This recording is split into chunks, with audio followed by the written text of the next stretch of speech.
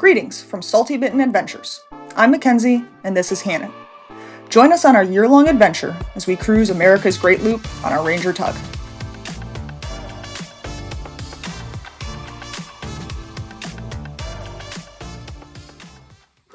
All right, we're on Kentucky Lake, which borders Tennessee and Kentucky.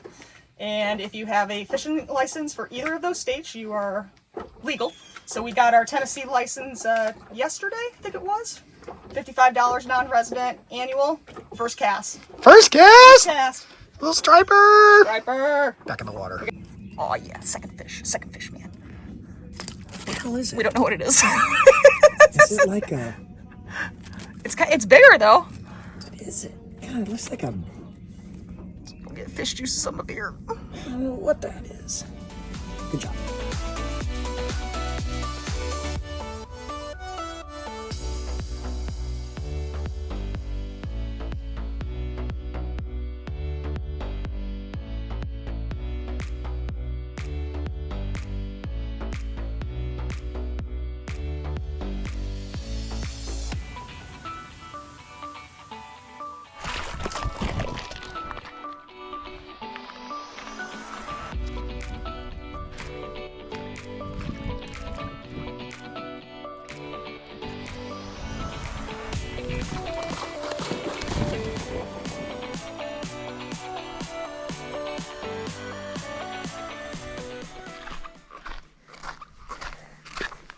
What's going on here? Bunch of slackers. There's a little wet ball. You know, I like anchoring out. Yeah. It's nice. It's quiet. I may have caught a fish from a paddleboard before, but I've never caught a fish from this paddleboard. Yeah, you don't have your little knot to put your paddle in. I don't have shit. That's all right. I'm going minimalist today.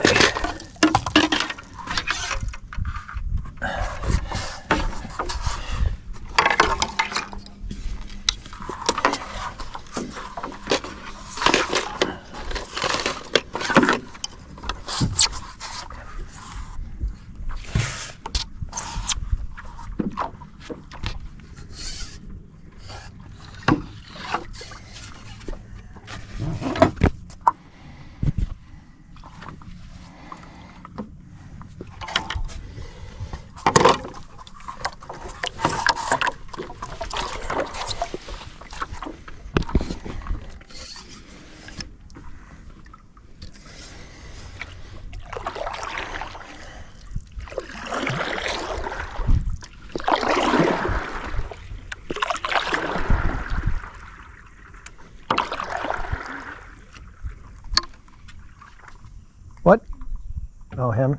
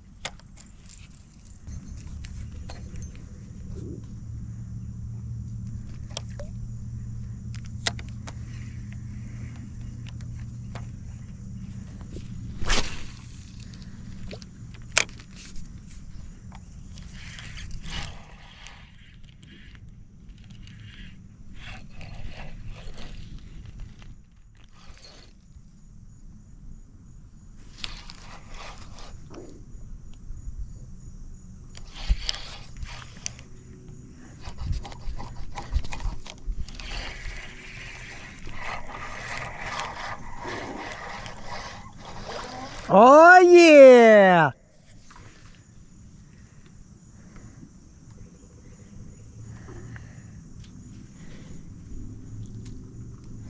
Little striper. He hit it hard.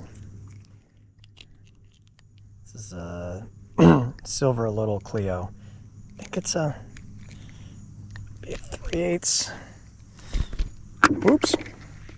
Come on, get out of there. Sorry, big guy. Get out of here. Let's go. You're tiny. leave.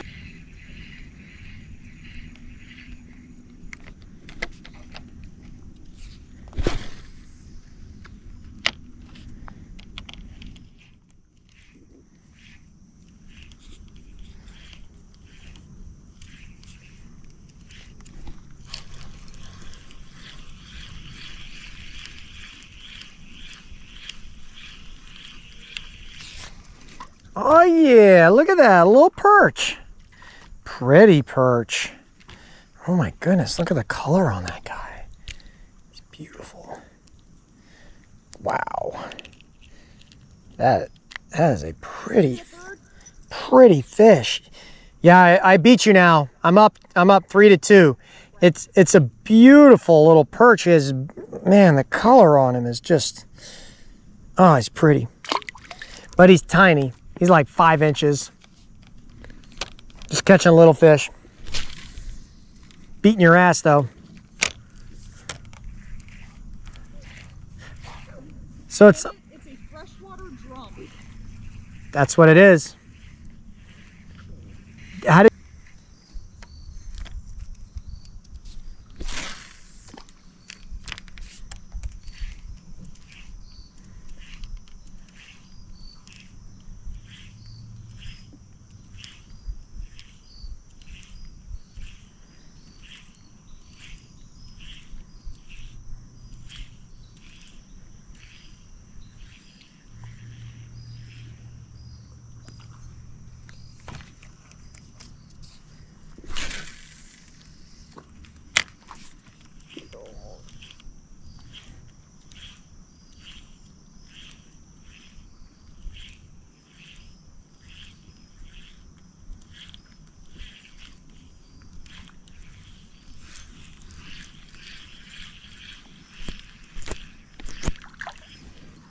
Oh yeah, fish number 4. Little stripe. Hey, can you see this? Can you see that fish? Right there? That's a F-I-S-H. Fish. He is tiny. It's like a 4-inch striped bass. I don't care. I count it. I'm up on her 4-2. She was all cocky, catching fish from the boat. I was like, I'm getting on that paddleboard. I'm gonna catch me a couple fish before the evening. Oh, it's tiny. It's a tiny fish. All right, go. Go.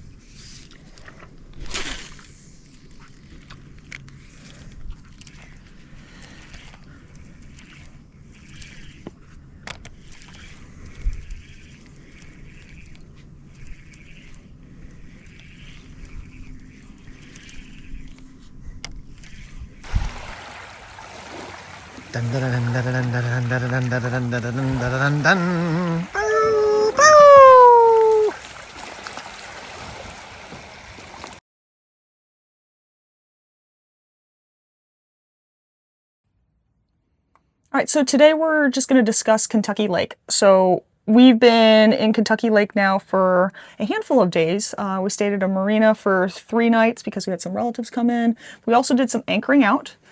This is my first time in Kentucky Lake. It's quite beautiful.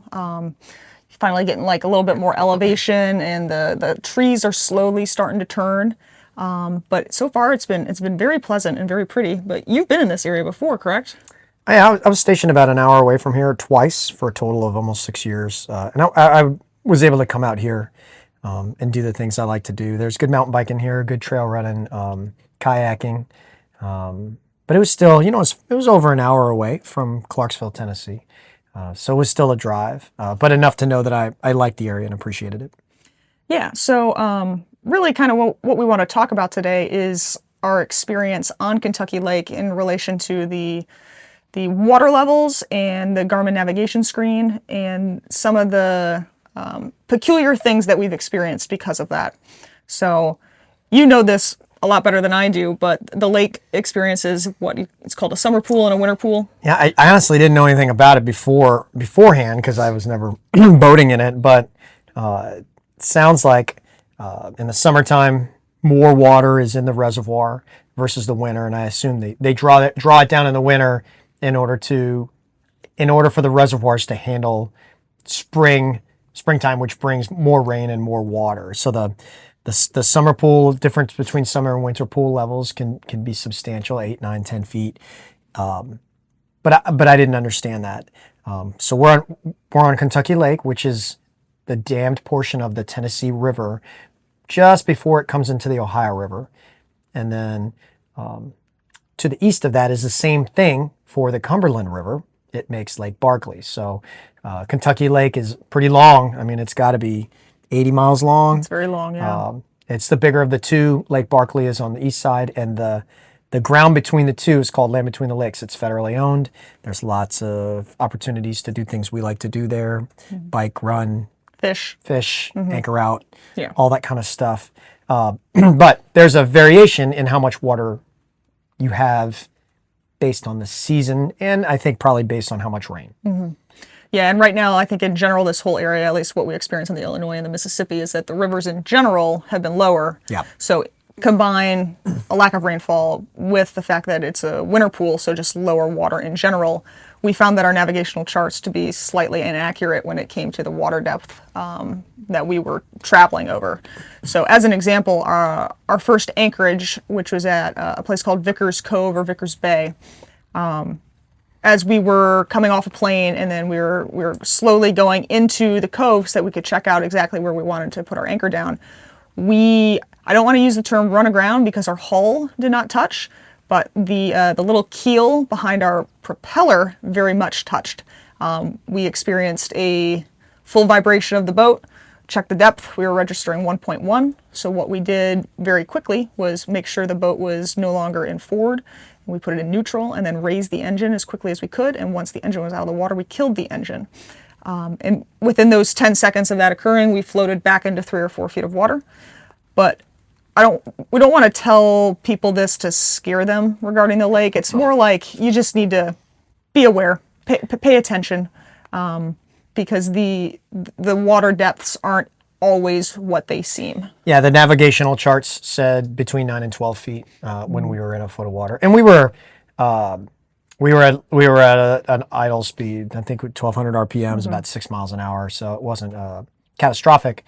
But you never want to feel that. And I think it was, the propeller went through, it looked like maybe clay mud, so there were a couple little nicks on the propeller blade, but no vibrations, no problems. We haven't had any problems since. Yeah, we went 50 miles since without any issue. Yeah, and I mean, I think if you're an outboard owner and you've spent time in shallow water at some point, you've probably had something like that happen. It didn't match the charts at all. And the water is nice. It's got a little bit of a green tint to it, but you can't see in it. If I was on the bow, I wouldn't have seen. You wouldn't see. I wouldn't have seen anything. Yeah. It wouldn't have looked any different than anything else. Yeah. So just kind of caught us off guard, and definitely made us think about this body of water differently than we had before.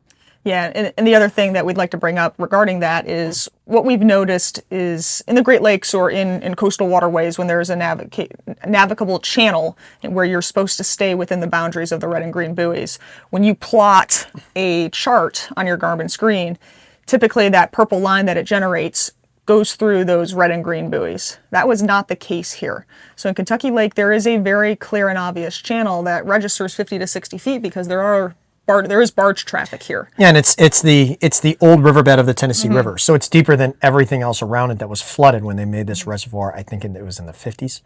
Yeah, but what we noticed is that purple line that generates on Garmin was cutting corners, because what it does is it registers your boat, right? You type in essentially the dimensions and the really the draft of your boat, so it knows what it can realistically travel in.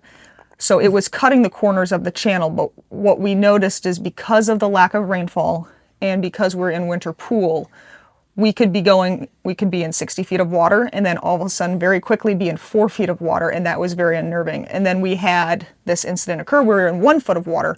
So what we elected to do moving forward was we would use the purple line as just general guidance, but we stayed in the channel. We stayed within the red and green buoys and felt very comfortable doing that as the decision point. Yeah, I mean, probably a good place to reinforce those kind of things. It's not Georgian Bay with a bunch of rock outcroppings. At least it was forgiving. Always, you have to. I should have known better about the varying water depths. But I think that that little area where we ran the prop made us definitely pay more attention and think through how we were going to navigate, and at the end of the day, that's probably healthy. Yeah, and it reinforces the fact that you can't just always rely on technology. You should rely on your eyes and ears. If you're traveling and off to the right or left you see birds standing in water, well, that probably means the water depth isn't 5 feet, it's probably 1 foot. Or if you see a pile of logs or an obvious sandbar or obvious vegetative growth, you stay away from that section. But it really just kept us more alert. Yeah, I mean for the Great Loop, for most people, including us, almost all the water that you travel in, you've never traveled before. You're new, right? It's not your home cruising ground. It's different, and so it's your first time, and you have to keep that in mind. Yeah. That's all I have. Yeah. Yeah. You got anything else? No, ma'am. All right. Until next time. Thank you.